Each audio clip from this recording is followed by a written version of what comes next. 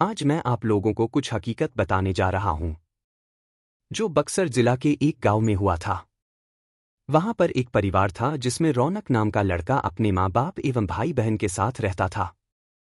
रौनक 20 साल का जब हो गया तो उसको देखने के लिए लड़की वाले आने लगे।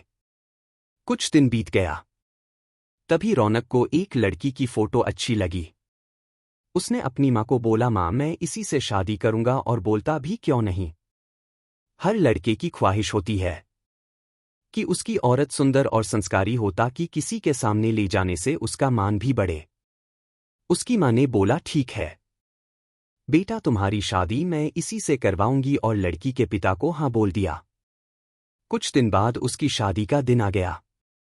वह बहुत खुश था क्योंकि उसकी हल्दी मेहंदी और संगीत से घर में खुशी छाई हुई थी। सारे मेहमान से उसका घर भर गया था। वह मन ही मन सोच रहा था कि मैं अपनी औरत को बाहर घुमाने ले जाऊंगा और दोस्तों के साथ खूब बातें भी करूंगा कि देखो मेरी औरत लाखों में एक है। मन ही मन लड्डू फूट रहे थे, और उस दिन उसका इंतजार भी खत्म हो गया क्योंकि उस दिन उसकी शादी जो हो रही थी। गांव वाले भी धूमधाम से बारात लेकर लड़की के घर पहुंचे और दोनों की शादी भी हो गई।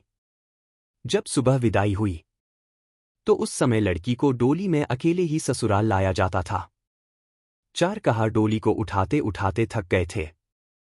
वह बेचारे सोचे कि कहीं पेड़ दिखा तो डोली उसके नीचे रख देंगे, तो थोड़ी देर आराम करके फिर आगे बढ़ेंगे, और आम का पेड़ तभी दिख गया। वह लोग डोली को रखकर पानी पीने लगे और बोले कि बहू अगर आपको भी प्यास लगी हो तो पानी पी लो। बहू ने कुछ नहीं बोला और चारों की थोड़ी सी आंख लग गई। तभी उस पेड़ की चुड़ैल नीचे उतरी और दुल्हन को मारकर उसके अंदर आ गई और डोली में बैठ गई क्योंकि दोपहर का समय था। थोड़ी देर बाद वह अपने ससुराल आ गई। लोकचार होने के बाद जब रात हुई तो रौनक अपने कमरे में गया।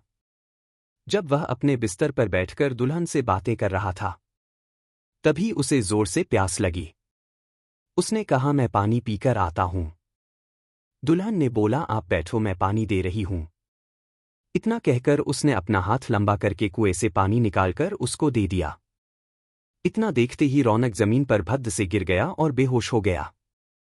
थोड़ी देर बाद जब उसे होश आया तो उसने अपने सामने घूंघट में छुपी चुड़ैल को देख लिया और भागने की कोशिश करने लगा।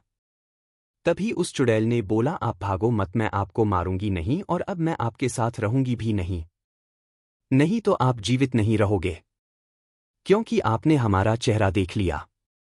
लेकिन यह गांव हमारी ही निगरानी में हमेशा रहेगा क्योंकि यहां मेरा ससुराल है। और मैं आपको एक बात बताती हूं जो आप अपने गांव वालों को बता देना कि जिस घर का चूल्हा उत्तर दिशा में होगा वह सब अपने घर का चूल्हा दक्षिण दिशा में कर लो, तो उनके घर में हमेशा बरकत बनी रहेगी।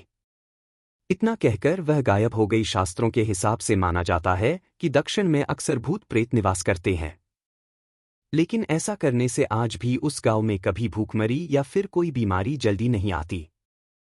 वहां पर सब हंसी खुशी रहते हैं।